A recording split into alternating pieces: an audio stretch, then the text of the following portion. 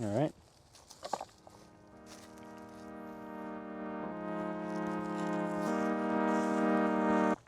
My name is Karen and Andy Redalen. I am 19 years old from Hillsboro, Oregon, and I'm a professional disc golfer.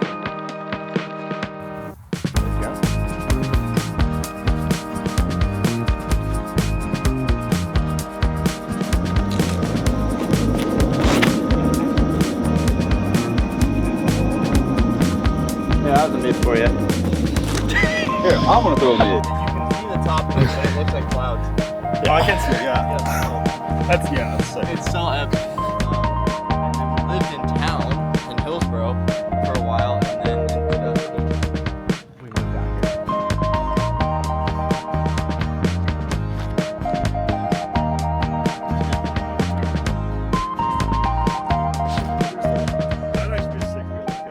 My PDGA number is 79748, and I'm from Hillsboro, Oregon. I grew up in South Carolina. I was born in Columbia, and we lived there for about 8 years of my life. We moved out to Oregon in 2012, and on my 9th birthday, we moved into our first home. In 2015, I've been playing a lot of sports throughout my life: soccer, baseball, basketball. I did track and field and swimming and tennis for a little bit, so I've definitely made my rounds in the sports world. 2015, I found disc golf from Zoe Andyke and Dustin Keegan. They taught a clinic at my dad's job, Intel, at the time. And so we picked it up, and they did like this 3-week series, I think. So we went back the next week and did another lesson. And then following that, we did a private lesson with them at Milo McIver, and it really just kind of took off from there. Took some time to figure it out, but eventually we started enjoying it and wanting to play it more and figure it out more. And I think that fall, Andy and Cole played their first tournament, the Busy Beaver Open in Corvallis. And Cole won. He was the only one in the junior division. So he won his first tournament. I kind of found a passion. We got a basket, we got a bunch of discs, started playing this local doubles league, and I was still playing basketball at the time. I loved basketball. I feel like it could have gone either way. I've always kind of wanted to be a professional at some sport. Oh. Hey! Frisbee. My first love sport was baseball, and then it was soccer. Okay. And then it was basketball. And now, obviously, disc golf. There it is. I've loved athletics my whole life and sports. I just really feel like that wraps up who I am and what I really love and enjoy to do most of the time. And it really came down to 2019 where I had to let basketball go. I couldn't play for the school I wanted to because I had to participate and go to that school if I wanted to play. And I was homeschooled ever since first grade, so I was homeschooled all the way up until I graduated.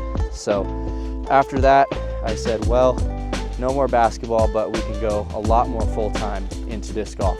And you know, so it was. Later in 2019, I ended up turning pro at the NADGT Championship in 2019. So yeah, that's kind of my story and journey with disc golf. Ever since then, in the year of 2020 and COVID, just doing a lot of school, and after school I just go out and play. He's doing putting competitions online, and through that we met Gannon Burr. And I reached out to Gannon's mom and said, hey, I've got a young player too. Do you want to do some tour events together and share Airbnbs and just kind of be moms on tour together? And she said, let's do it. And so we ended up going to 10 events. Gannon, I got eggs cooking for you.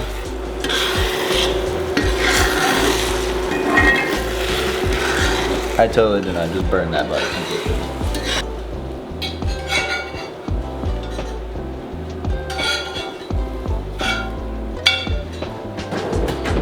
Yo, I got your eggs right here. Yo, let's go. And then you got 2 pieces of toast there that are not toasted. We do. My mom got more jelly that she didn't. Let's go. Yeah. I need some more of the jelly.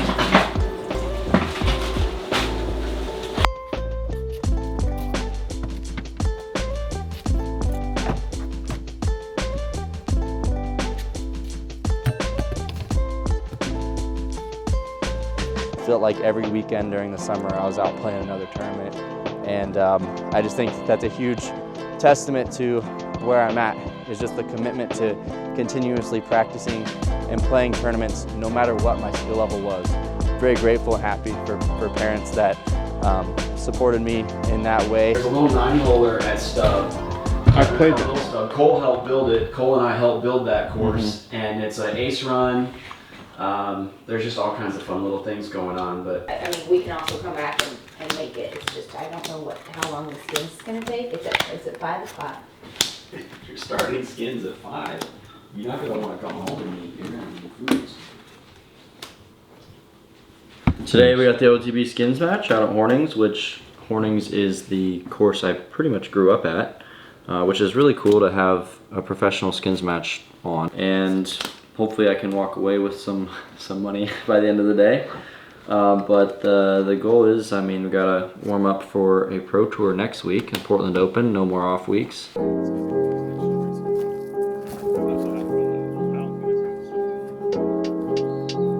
Yeah, and then at the end of 2020, I had a pretty good breakout tournament at an A tier behind Nate Sexton and Dallin Blanchard in Washington, and ended up signing my first professional deal for the year of 2021.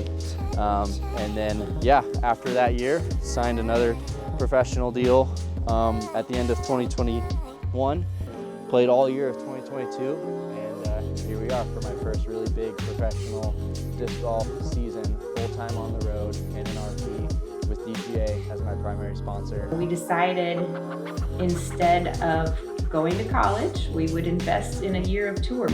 He did well enough to, you know, get enough sponsor support for the following year. So we still had to help some on year 2. And then by year 3, he was able to sustain himself. Way, if anything goes wrong, you got 10 minutes to play. Yes, we did it. Yeah, that's fair. 11:15. Yep. Okay. It's 10:41.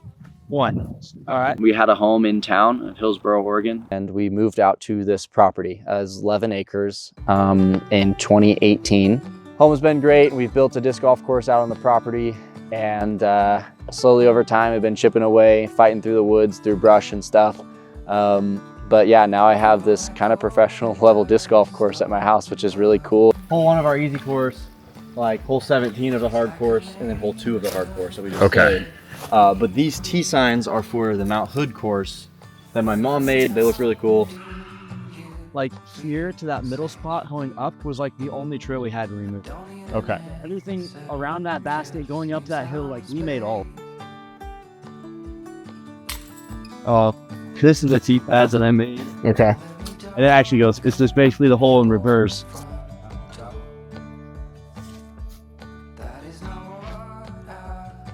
There it is. This is one of my favorite.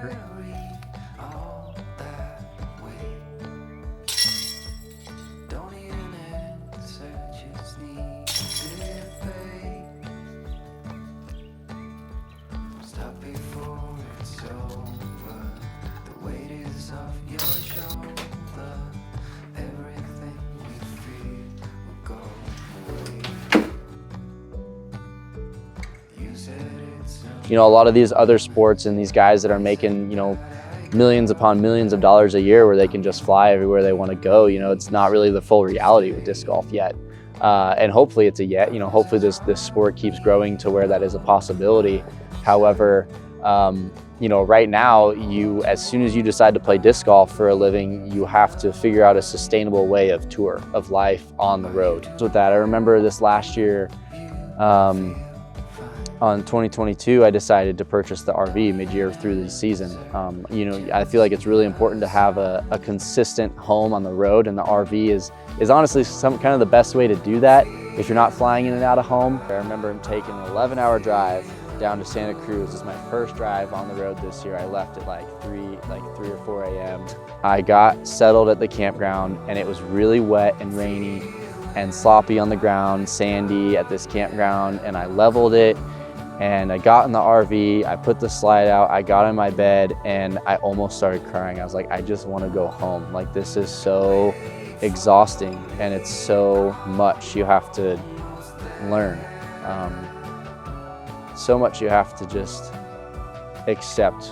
It's a lot more responsibility than I would have liked to see for myself at ages 16 to 19.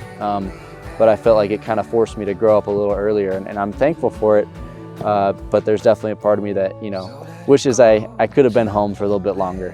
When he's on the road and he's struggling with a particular part of his game, you know, that's hard to watch as a parent. I love to sit in the crowd or like play incognito if I can. Sometimes I'll wear my CR support, and other times I'll just, you know, put a hood up and sit in a chair and just listen to the chatter around me. I think a lot of the doubts that I faced were, you know, the responsibility of living on the road full time, but also some of the sacrifices that you have to come to terms with, of like not being able to just have an apartment or a condo or home all the time. And you know, how that's kind of a passion of mine, is having a healthy relationship and you know, being married one day and possibly having a family. I think that was something that I definitely doubted from the start. There's a lot of thought process that comes in and out of there of like, what are your main priorities for life? Another doubt was like, oh, as soon as you start treating something as profession, it gets harder and harder. It does not get easier. And even though you are a professional at something, it looks easy because we make it look easy, and we're out there on the course and we're throwing these incredible shots. We make it look easy, but it is not easy. And it's something we have to come to terms with every day. Are we willing to put in that work? It was something that I really doubted and was so scared for, was as soon as I got on the road that I was going to hate it. And I was just going to be like, you know what? I hate this. I'm going back home. I'm doing something different. And so that was something that was really difficult for me, to just take that next jump and trust myself and trust my abilities and my love and passion for this game. And to see it spark and take on to the next level has just been so comforting. And so yeah, definitely a lot of doubts that we deal with on the daily, not just in the beginning of your career, but every single day something can just randomly come up and you're like, why did I think about that? That's not helping me right now. So yeah. Yeah, well, we have our Eagles Wings disc golf group, our Christian community on the road, and that's been super huge. We'll get together and do a bunch of fun stuff. Most of the guys stay together as well, so that's always really cool, and always to have a friend you can call and talk to, and who's kind of going through the same stuff. Like when one of us is having a bad week, it's easy for the other ones to just come around and be like, dude, you got it. It's really good to have that encouraging community for sure. Yeah. Something my parents have always talked to me about is just like not having too big of people that you look up to or idolize in your life, because you know, in my faith background, you know, we're all broken people, and so you know, I definitely look up to my faith as somewhere of a turning point for me. I think that's one of the beauties of this sport, is that you get the opportunity to talk with many people from many different backgrounds, and over just throwing some frisbees in the woods, it's so relaxing. That's one of my favorite things about it, that I'm no better than any other person out there. I'm the same as them. The only thing different is, you know, I'm playing disc golf at a professional level. And so I just think it's extremely important to me to put those things into perspective through my faith, and you know, see myself in the place of other people, especially on the course. You know, I started playing this game at a young age, at 10 years old. I also want to, you know, give people that same light and be like, look, dude, I'm no better than you, and you're no better than me. We're just two dudes out here, and we're just in different places in life, and that's how I want to come across to people. You know, we all have dreams, right, that we want to see come to fruition. And I had spent a year of telling Cole, just be patient, just you know, keep giving it all that you can and trust the process, because it's all part of the process. All the losses are for the victory. They're all to teach you something so that you're prepared when it's your turn and when it's your time. This year went way better than I would have expected, and just the journey and amount of how fast time goes by, and when you just look back and think about, you know, all the thoughts and moments of, you know, the A tiers, the B tiers, the C tiers, just these little wins that pile up throughout the year, just to bring you to this moment where you are, and you see it, you visualize it then, but you know, once you really get here, it's just surreal.